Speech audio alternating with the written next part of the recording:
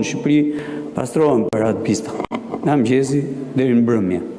Dhe asë mohon do të kërkush këtë gjë. Po ama që ka akte të qarta të agjencive që ligji ka ngarkuar të merr me këtë fenomen, po ka. Ka, siç ka Agjencia për Ndalimit të Pastrimit të Parave, kallëzime në drejtim të institucioneve të akuzës lidhur pikërisht me pastrimin e parave, madje edhe në sektorin e ndërtimit, edhe atje. Ka akte të qarta, kallëzime të qarta pikërisht për këtë fenomen, apo për kompani, apo për pronar kompanish që merren me këtë gjë dhe infiltrojnë edhe në sektorin e ndërtimit para të pista. Pra kjo është e qartë, është evidente. A duhet të ushtrojë Parlamenti kontroll mbi këto institucione për të forcuar pikërisht të luftë? Po, duhet ta ushtrojë. E të zhvillojë rolin e vet pikërisht në këtë aspekt. Mirë dashur shikues, ky ishte deklarimi tashmë i deputetit Partisë Socialiste Erion Braçi, i cili tha në parlament që në Shqipëri pastrohen parat, pra ky është një fakt, ashtu siç ka bërë krahasim dhe me vende të tjera, duke përmendur Vatikanin si një rast të tillë, duke e cilësuar si një vend i listuar nga Departamenti Amerikan i Shtetit në listë ngri për sa i përket pastrimit të parave. Por çfarë ndodh në Shqipëri dhe në çfarë nivelesh ka arritur pastrimi i parave në vendin tonë dhe në çfarë niveli është hetimi i agjencive ligjzbatuese ose ato të cilat janë të dedikuara nga qeveria shqiptare për të marrë pikërisht me hetimin e pastrimit të parave, siç është pra agjencia pranë Ministrisë së Financave, e cila merret pikërisht me parandalimin e këtij fenomeni. Për diskutuar për këtë çështje sonte në Sken Krimi, un kam të ftuar ish prokurorin dhe avokatin tashmë Ervin Karranxha. Shumë faleminderit Karranxha. Përshëndetje. Si dhe kolegun gazetar Basir Çollaku. Basir, shumë faleminderit. Faleminderit për ftesën. Kush po i pastron parat në Shqipëri? Kjo fillon më herët, kush po i sjell. Pastaj kush po i pastron, sepse janë dy grupe, nuk është një. E nisim kështu, kush i sjell dhe kush dhe si pastrohen? Janë një grup i përbashkët që njëri bën transportin, tjetri pastrimin dhe në fund rezultati ndahet bashkërisht. Se ka shumë hallka në këtë. Po nga vijnë këto para? Jo vetëm origjina si shtet, po flas origjina e tani origjina pra burimi i prodhimit të këtij produkti, le të themi veprës penale. Natyrisht që është trafiku i drogës, është çmoj pjesa e luanet e kësaj paraje, këtyre mund të them miliarda, sepse ka çështje që janë hetim në vendet Bashkimit Evropian dhe më ndoshta në Amerikë. 2-3 të tilla që ne i kemi thonë dhe mund i përsërisim sërish kanë tonelata kokainë. Në të. Dhe kur ke 25 ton kokainë si grup kriminal, dihet si racionohet toni shpërndarje pastaj në tregun evropian, se sa miliard janë, dhe në deklarimet që janë bërë në procese gjyqësore nga prokuror të çështjeve, nga mbrojtësit ligjor të pandehurëve, vetëm në 2 të tilla u ka hasur deklarata, le të themi, të prokurorëve federal belg, ku janë çështje qupuj, shqyrtohen më shpesh, le të themi, ka 3 miliardë euro të investuara për 2 grupeve në Shqipëri. 3 miliardë vetëm nga 2 grupe? Po 3 miliardë. Buxheti nuk është diku te 8 miliardë, pra 1/3 apo 9. Pra 1/3 e buxhetit kanë 2 grupe. Po sa të tjerë të tillë i kemi në raporte kombëtare, ndërkombëtare që në trafikun e drogës, se nuk kalon një ditë informacion të paktën nga antimafia italiane, nga DE, nga CIA, nga Amerika Latine, ku grupe shqiptare të përfshirë në këtë botën e trafikut fitojnë gjithmonë në tepër terren. Kush e fuqin? Është pyetje. Prokurorët antimafia, sidomos Grateri, që ka qenë më shpesh në deklarime edhe në qendrime, referuar dosjeve që kanë përduar dhe raporteve të antimafisë italiane, të dijes të antidrogës italiane, kush e jep të forcë? Kush e zgjeron territorin e grupeve kriminale shqiptare? Kush, për domethënë, si gjendet kjo hapësirë? Ne jemi 2 grupe kriminale që operojmë jashtë, besoj, jo? Kemi aktivitetin jashtë. Jashtë, brenda nuk kanë grupet kriminale shqiptare nuk kanë kufi. Ndërkombëtarizimi i tyre vjen nga ortakria me pushtetin. Në të paktën 20 deklarime që nga gushti i vitit të shkuar deri tani të ambasadës amerikane në Tiranë, të ngarkuara më punë, edhe tek deklarimi i fundit i saj diku te 10 ditë më parë, po ajo theksonte që jemi këtu, thoshte, kur takoj 7 ministrat e zëvendësuar nga lodha 6 muajore e qeverisë, jemi këtu për të zbatuar agjendën Trump në Tiranë. Po. Agenda Trump Tiranë, luftë ndaj karteleve të drogës, nuk tha grupe kriminale, nuk tha banda. Kartele, pra e cilësoj kartele. E cilësoj kartele kriminale. Ka kartele? Po tani ata janë të informuar qartësisht për çfarë po ndodh në këtë vend dhe me kë po bashkëpunojmë këtë grup. Dhe ajo çfarë ishte shumë interesante në gjykimin tim, duke lexuar deklarata shpeshta të sidomos të ambasadës amerikane, dhe dihet pesha specifike e qëndrimeve, kur theksoj që ne do të punojmë me çdo partner nëpër ministri, të cilët kanë agjendën tonë. Partneri themi në qoftë se na kujton këto kablogramet që nxori e WikiLeaks, domethënë, aty kuptuam që ambasada kishte partner dhe në kuvend, nëpër ministri. Po të infiltruar. Tani partneri kryesor në marrëdhënie normale duhet të jetë kryeministri. Nuk përmendet gjykoni. Kryeministri nuk e takoi faktikisht, takoi vetëm ministrat. Jo, që nuk e takoi, por ka një vit e kusur që aty ka porosi mos ta takojë askush tjetër nga ambasada. Ka porosi për mos ta takojë kryeministri. Më gjeni një takim nga zyrtar amerikan. Edhe nga Brukseli, ka një vit e kusur që ky zotëria është vetëm për shoqata dhe Soros e Gjezdis. Vend tjetër nuk ndalohet. Pra, por kthehemi tek pyetja juaj. Këto miliarda të trafikut të drogës që vijnë kryesisht dihet terreni i shtuar i krimit shqiptar në Amerikën Latine, aty ku janë le të themi oazi, pellgu i furnizimit me kokainë dhe pastaj Evropa si parcele shpërndarës dhe e investimeve dhe reinvestimeve të pasurisë. Këtu ke me kulla, me qendra të ndryshme investimesh, me rizorte, me turizëm, gjithkund shkon ky lum parash. E kuptojmë që këtu tani ti ke baçën mjese kur të ngrysësh në darkë ke fillu themelet e pallatit. Ka raste qytetarë të ndryshëm, qytete specifike, shkonja u marrin. Kur përmendet më herët deklarimin e deputetit socialist Zoit Braçe, ishte zëvendës kryeministër dikur, që dhe më duket se kur deputeti ka qenë gjumë dimror 10 vjet. Tu tha po pastrohet para. Jo, ai tha që kjo është një gjë që dihet, domethënë nuk është se i bëri përshtypje kuptimin e gjës, se këtë e dim tha sepse agjencitë ligjbatuese në vend tha kanë urdhër për të jetuar tha. Këtë e dim. Nuk bën përshtypja e vonuar e deputetit. Sepse dienia është sigurisht ata janë të informuar dhe për shkak të detyrës. Dhe por më mirë vonë se kur. Le ta thonë edhe këtë. Por a e din kush është përgjegjësi? A e din kush është firmatari i këtyre hapësirave të krijuar për pasurinë paranë? Sigurisht që është kryeministri. Është qeveria, votën e së cilës ka dhe nga deputeti. Atëherë, duhen të thënë gjërat siç janë. Duhen të rëndësuar siç janë.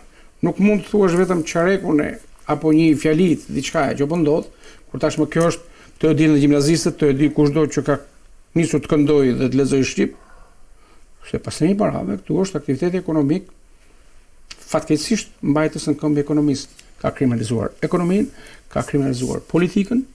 Dhe këtu tani, atje ku është zoti Braçe dhe deputetë të tjerë, aty ne kemi grup parlamentar të Amerikës Latine, aty kemi sepse ata marrin vendime.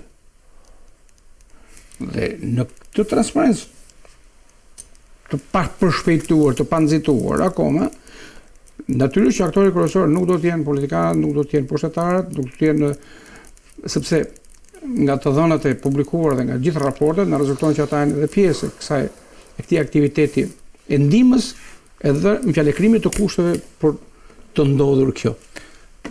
Prokuroria, Agjencia e Zbatimit të Ligjit, të cilat po dremisin dhe hendet pas gjura, ky është telashi, ky është problemi. Rikthehem sërish të Çollaku. Karanxha, si ish prokuror, si pastrohen parat në Shqipëri, cilët janë sektorët, se këtë pjesë ndoshta të burimit të pasurive dhe hyrjes, përmendëm dhe 2 grupe kriminale të cilat kanë investuar dhe në 3 miliardë euro.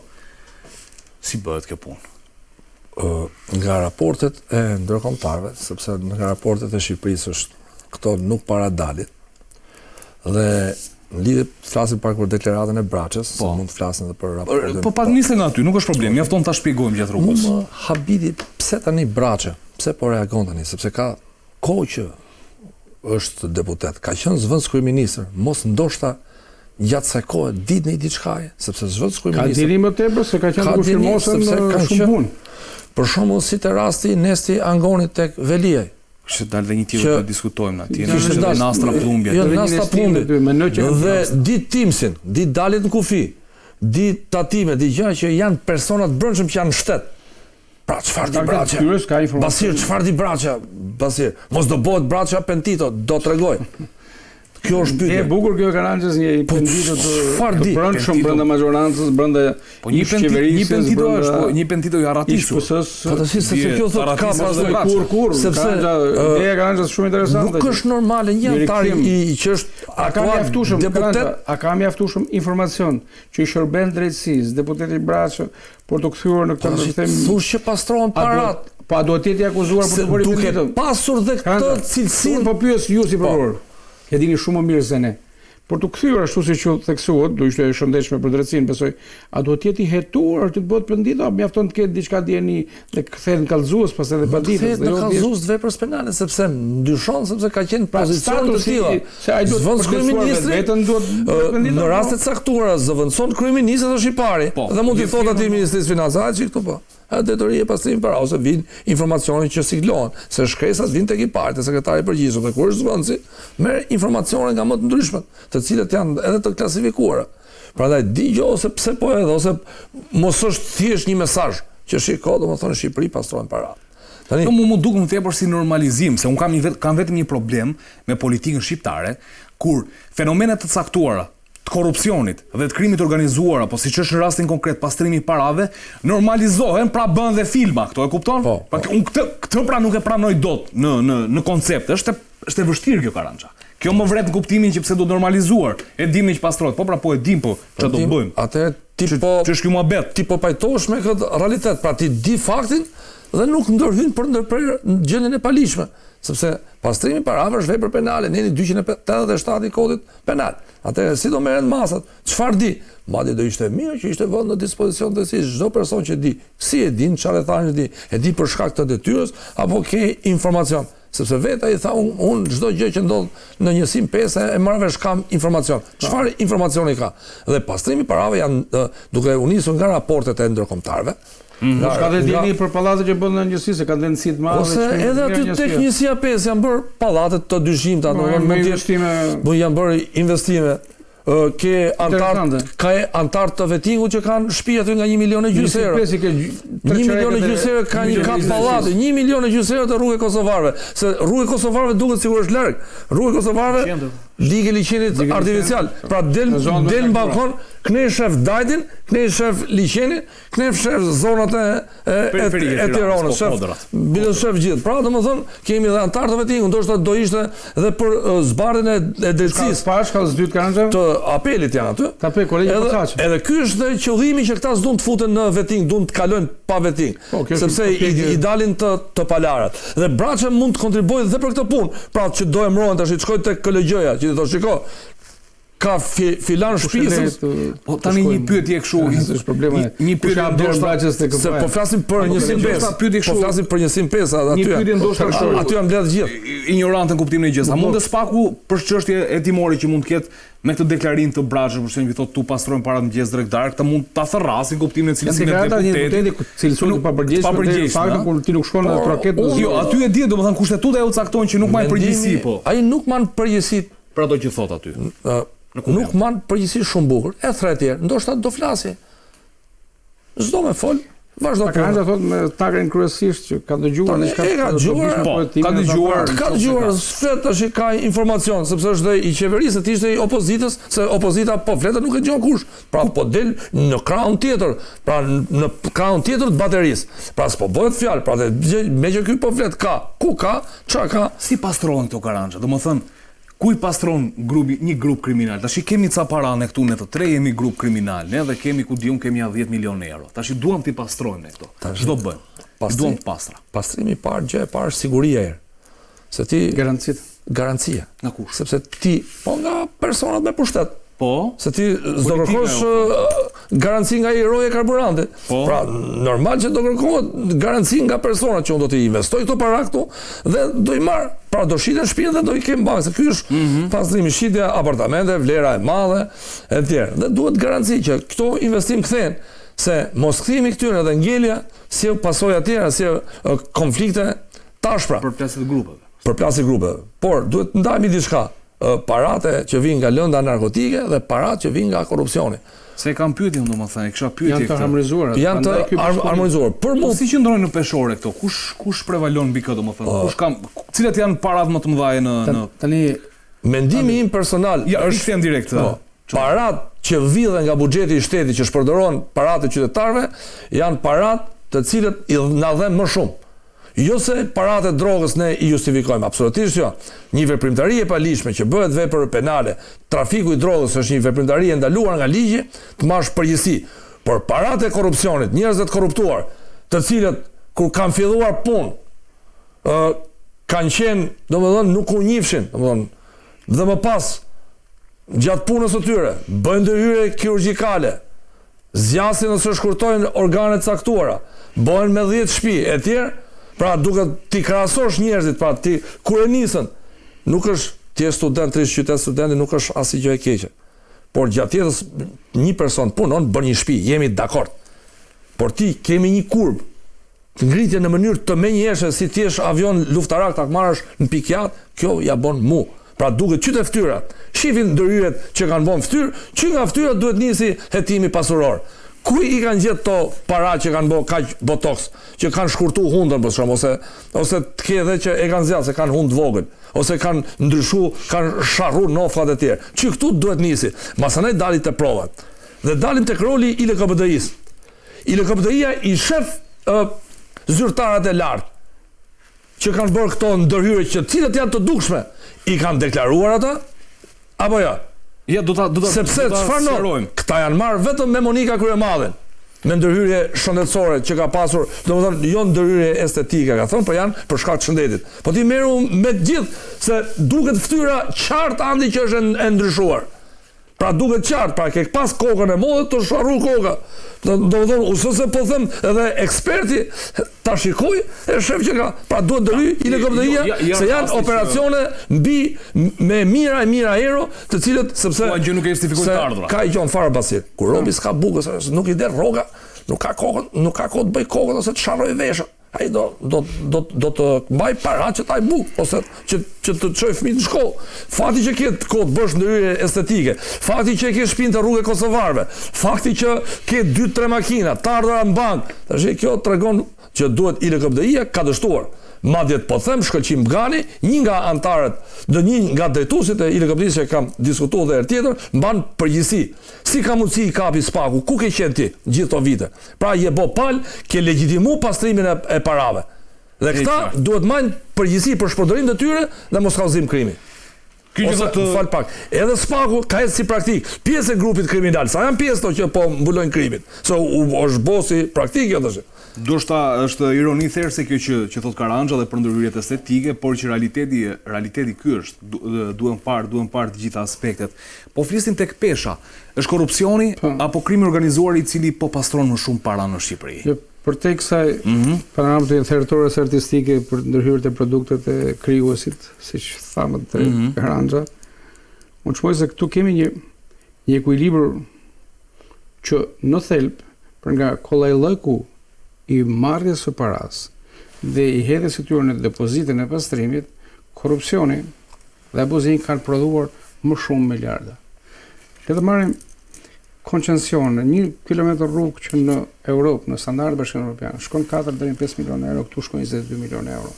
Pra 15 deri në 17 milionë euro prodhohen nga 1 kilometër. Kemi terren më të vështirë ja po edhe mbledh apo marrim gjysmë, po lehtësojmë le të themi shtatzanin. Prap thoj janë shumë.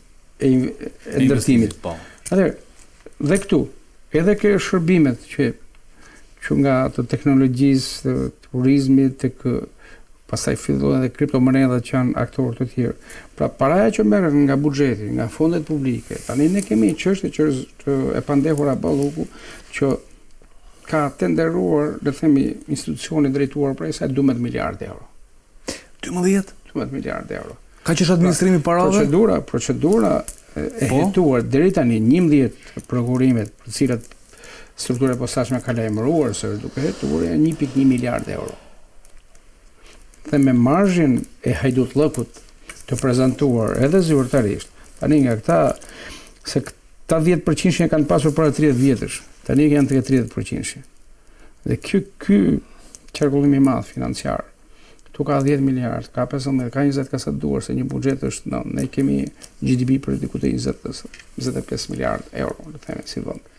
Dhe kjo sasi e madhe parash që Ore, e pam 50 që ishte. Merë parat nga bashkia, I jepja punëtorët bashkisë, për në hotel. Pra, nuk paguën, për tonë i paguën dhe taksën. Do shkojmë pra, i vjedhnin tek një pyetje tjetër. Pra, ishte pothuajse gjitha e vjedhur. Edhe në këto para publike, ku janë futur duar të këtyre hajdutëve. Dhe çfarë duhet? Ju duhen dhe ortak të tjerë kriminal, të trafikut të drogës, të vrasjeve, të krimit organizuar, sepse ju duhen lojtar për të bashkëpunuar, edhe për të shtuar sasinë e parave, edhe për të formalizuar, të kenë burg trafikantë droge që kanë marrë tendra publik. Nuk kishin dieni, ata hetoshin për 5 vitesh, 7 vitesh, ndoshta edhe 10 disa të tjerë. Një pyetje kam. Dhe kur këta ishin në hetim për trafik dhe krim të organizuar, dhe marrin tendra në dieni të informacionet nga SPAK-u, nga jurisdiksioni i përgjithshëm, po drejtoria e parandalimit të parave, çfarë bëhet aty? Pjek misra jo. Mbyllë fare, çfarë? Nuk e di kush janë, se nuk kam hasur raporte të strukturës posaçme apo të prokurisë së përgjithshme, të jurisdiksionit të përgjithshëm, nuk kam pasur, nuk kam lexuar, le të themi, shembuj apo referime të këtyre institucioneve të parandalimit pasin para apo ai LKPD-ja që duhet ishte mbyll. Jepë me qira.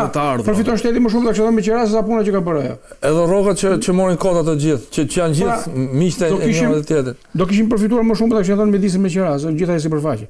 Se marr shteti më shumë lekë se sa produkti që kanë sjellë ata në drejtësi. Sikur garazh ta kishte vot do kishte fituar më shumë. Kanxha di shumë më mirë, por veç kësaj. Raportet e saj që janë përbysur në procesin e rivlerësimit të vettingut. Kur ata kanë sjellë barë tesh borzi dhe na sjell tash. Tani njëra prej këtyre institucioneve mban përgjegjësi. Institucion ligjërisht dhe teorikisht I specializuar për të hetuar pasurinë e paligjshme, për ta kontrolluar dhe verifikuar, ose këta të vettingut që në gjykimin tim siç kanë parë, nuk kanë pasur ekspertizën e mjaftueshme dhe të duhur, por janë në minorancë krahasim me atë ekspertizë që ka LKPD-ja për të hetuar paran, si kanë përmbysur këta? Pa e pasur edhe ekspertizën. Atëherë pavarësisht përbërjes cilësore të njërit apo tjetër institucion, vim tek rezultati. Kur rezultati I njërit institucion përmbys tjetrin, cili është përgjegjës? Njëri çalon aty. Njëri çalon aty. Tjetri njëri çalon. Njëri ja ka futur. Është logjike, po. Njëri është blerë, njëri është shitur, njëri nuk thotë të vërtetën. Dhe ky që nuk thotë të vërtetën ka shkelur ligjin, dhe ky që ka shkelur ligjin, cili do qoftë I pari apo I dyti, është marrë në ndjekje penale? Se shkelja e ligjit do thotë që të hetohet me dikush. Një gjë ka ndodhur në asnjë rast. Përmendë për zhvillur pothuajse proces shumë I vlerësimit. Duhet më falë diçka, ka drejt Çollaku. Shkëlqim Gani është autori I cili ka çuar raportet e LKPD-s. Po. Ky person sekretari I këtij institucion. Po jo se ky ka lidhje me vetëm.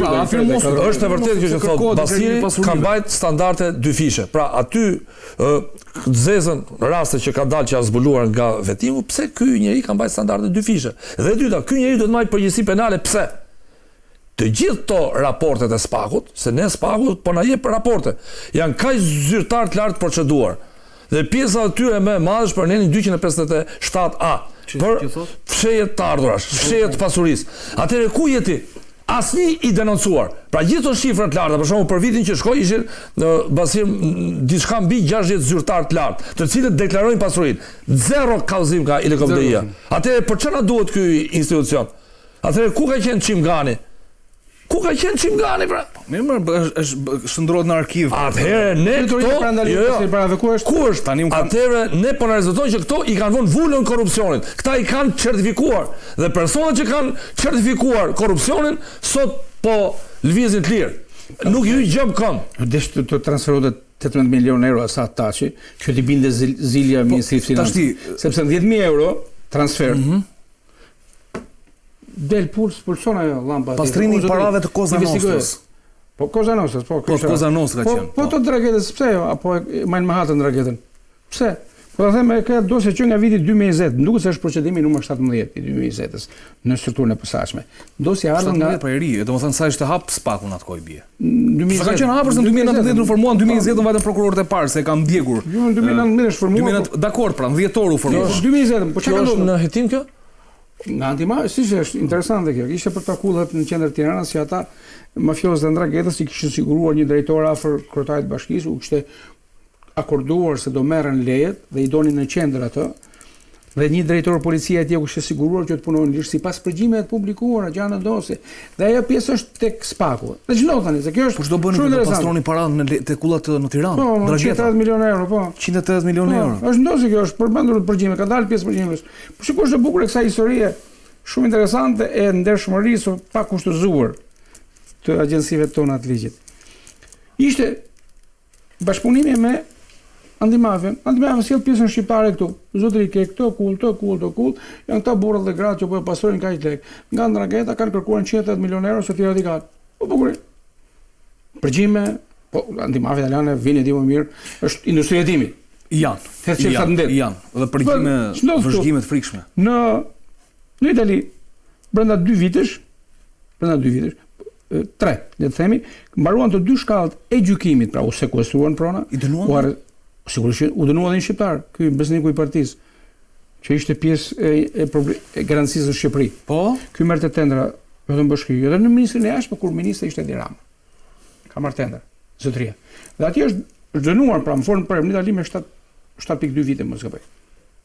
Këtu zero veprim, zero hetim, drejt tani. Po ashtu se në SPAK pra. Si u thatë një nga procedimet fillestare të para të SPAK-ut. Nëse dosja qëndron SPAK për të mos u lagur nga shiu, për ta strehuar fizikisht, që mos i bi pluhurat, mos i bine i fletë në borë të marrën taksit, kjo është histori tjetër. Por unë të këdosin, që ati ka mbaruar hetimi dhe dënimi edhe sekuestrimi, edhe konfiskimi, dhe këtu tani Ndrangeta që punon në Itali është e keqe, Ndrangeta që punon në Shqipëri që nga e mirë, se trazo kush. Dhe këtu, burët, zotrin dhe zonjat dhe strukturës posaçme e kanë të djeni, dhe nuk është e vetmja.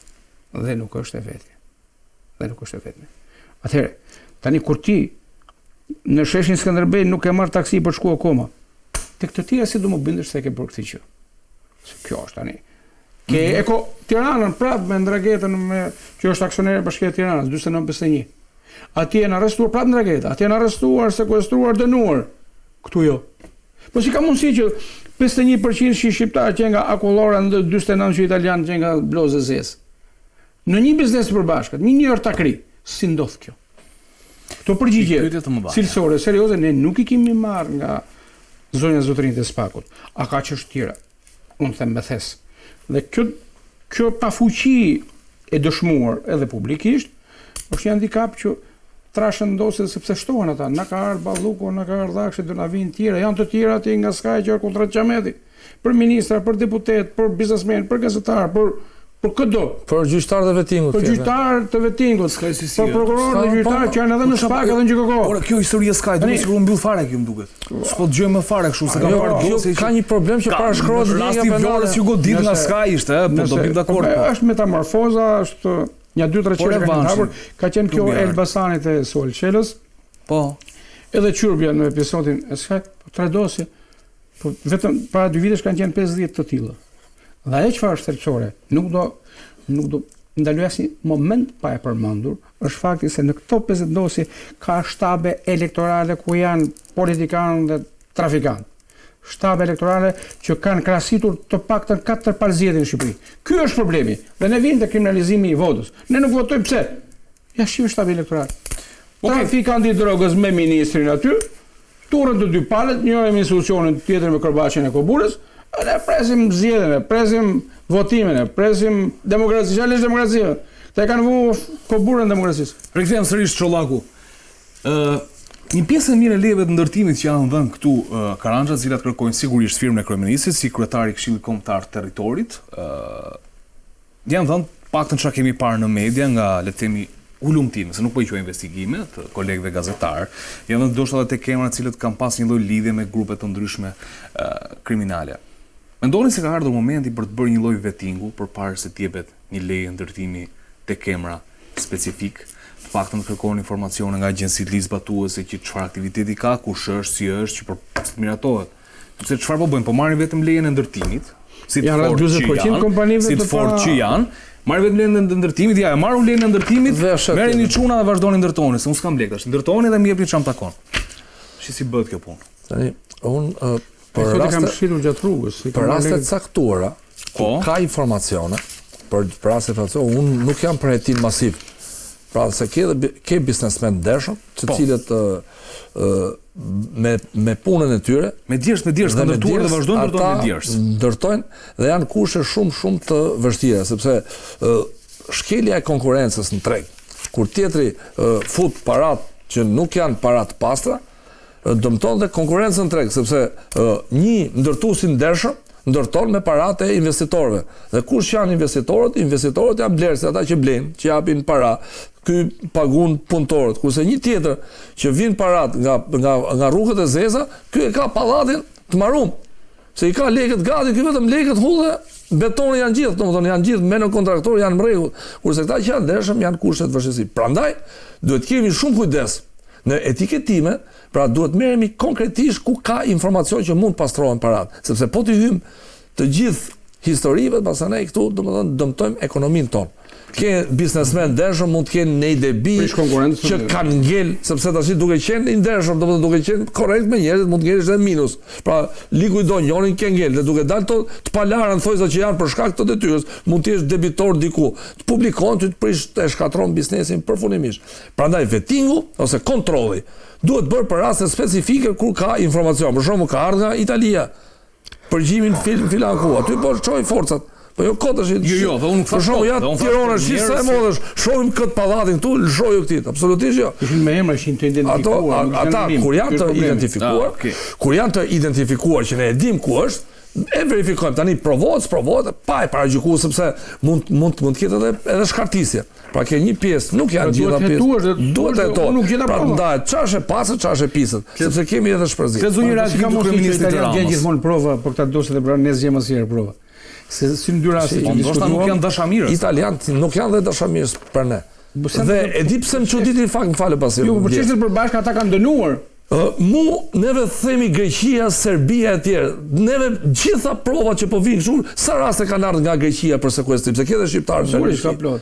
Po ka, po jo në raport me Italinë. Por në raport me Italinë, po them këtu, tek çështja që përmend, ose raste nga Kosova, nga Maqedonia. Ata kanë vepruar. Ata e di çom ka bë përshtypje, më ka bë përshtypje Basir që italianët duhen verifiku provat e tyre se vinë në mënyrë të palishme këtu. Kemi rastin që u futën Durrës duke përgju dhe nga informacionet që disponoj, duke bërë gjëja si trendi, kuptimi duke dalë nga territori, u kapën mjetet e përgjimit, futën në territorin e Republikës së Shqipërisë në kundërshtim me rregullat. Ajo për të verifikuar se për ato jam provash duhet jenë më transparente. Pavarësisht është marrë në mënyrë të palishme është gjë tjetër sepse ti je aty provash brenda pavarësisht mjeti kërkimit të provës. Forma kërkuar nga ligji provën e mban në këmbë, dakor.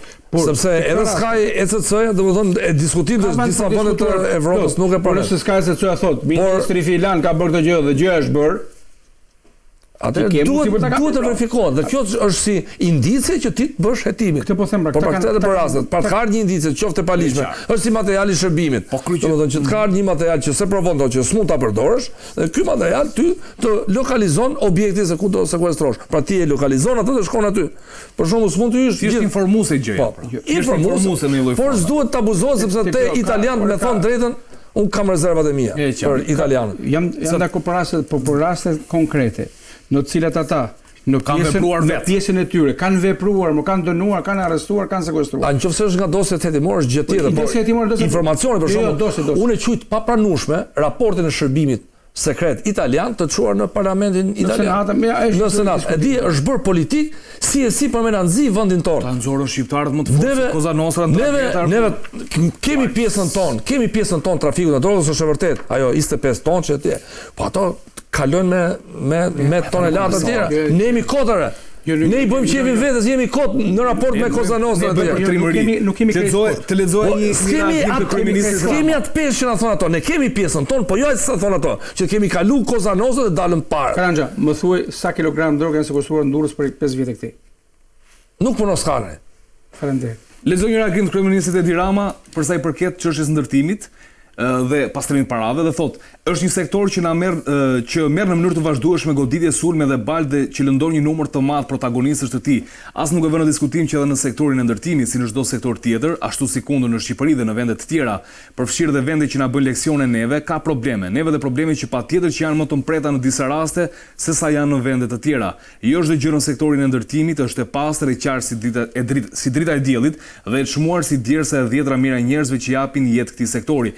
Por ama këtë sukses evident të Shqipërisë, transformim të Shqipërisë që sektori i ndërtimit e bën të dukshëm e të prekshëm, sa vjen në Shqipëri ta fusim në kornizën e krimit është diçka e neveritshme dhe e papranueshme. Kjo është një pjesë e reagimit të kryeministrit. Çollaku? Edhe ky është fiks mas Braçës, a?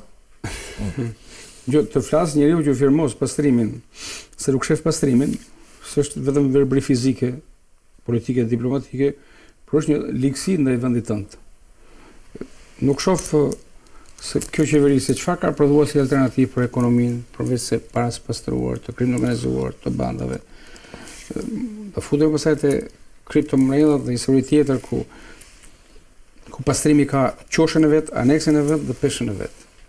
Tani këtu ne jemi duke ndëshkuar nga partnerët, sidomos nga Brukseli, pikërisht nga ky raport të mosndëshkimit të korrupsionit në nivele të larta, arsye për cilën u krijua dhe struktura e re antikorrupsion, SPAK-u, ku gjithë qeveria e urdhëruar dhe e porositur nga kryeministri, gjithë majoranca mbron me dhunë kryeministrin Balloku dhe zëvendës kryeministrin Rama. Ky është zëvendës kryeministri. Ajo i emëron ministrat, i emëron drejtorët e policive, i emëron drejtorët e burgjev, zonë nga stafi dhe vetë kanë dalë gjithë emërimet tani. Kur ti ke një rezistencë kësaj tjetër, e lidhur kjo, edhe me trystinë tjetër ndaj sistemit, që nga KLQ, KLP, legji posaçme apo limit, gjykata e lartë, gjykata kushtetuese, cili institucion është i lirë? I referohem asaj që tha Karanja më parë. Janë një 5-6 anëtarë të kolegjit posaçëm apo limit që duhet bën tani me deo mos gjykatës apelit, ndoshta në aneksin e kushtetutës, ata nuk është se e kanë shtegun e hapur për të shkuar domosdoshmërisht aty. Por vim te një moment i rëndësishëm. Por zotrinj, për të shkuar në këto vende ku kërkoni ju s'pa duhet jeni magjistrat. Nga gjithë kërkuesit vetëm njëri është magjistrat zonja Ina Rama.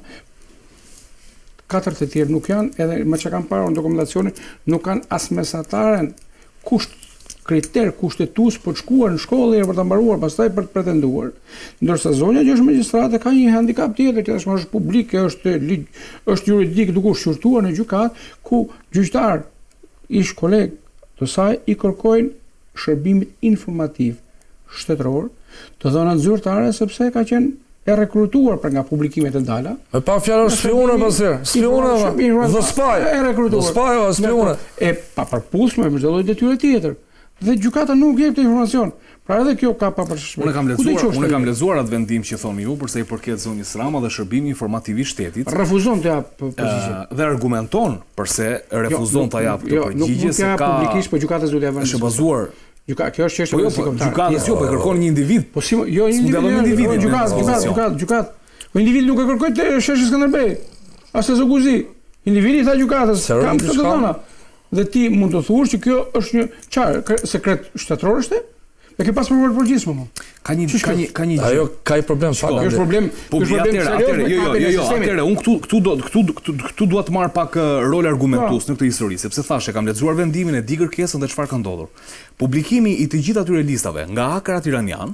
Ti lëm hakerat. Jo, pa aty doli lista, lutem. Zonja Ina Rama është kapur si person aty dhe është thënë që kjo listë i përket bashkëpunëtorëve të shërbimit informativ të shtetit. Kjo ka një gjë, kjo nuk është as e konfirmuar dhe domethënë as jo e konfirmuar. Pra ne nuk e dimë se kjo listë është e vërtetë apo jo, sepse nuk ka një konfirmim.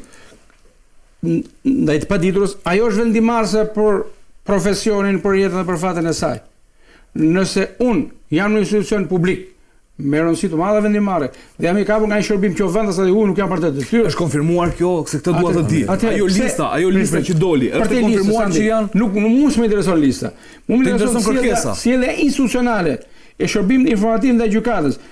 Ne presim që vendimarrja për drejtsinë tjetër të gjykatës të shërbimit informativ, jo te policia e shtetit, jo te tregu frutaperimeve. Unë pres vendimin e gjykatës të marrë një të vërtetë. Nëse shërbimi informativ do jepte këtë informacion, do pranonte publikisht që të gjithë emrat e këtyre personave, po nuk e jep, po s'ka si ta jap. Tani ja. Si nuk e jep gjykatës ti? Po si mund të jap gjykatës sepse i vjet në dispozicion këtij individi që ka kërkuar, individi mund ta bëj publik. Tani ato ka bashkëpunëtorë ty? Po ata bashkëpunëtorë. Bashkëpunëtorët është kap si gamorin dahon. Ke gjuhë gamorin dahon? Atëherë çfarë ndodh? Ne jemi para parimit të proporcionalitetit. Sistemi i drejtësisë duhet të jetë i kolluar.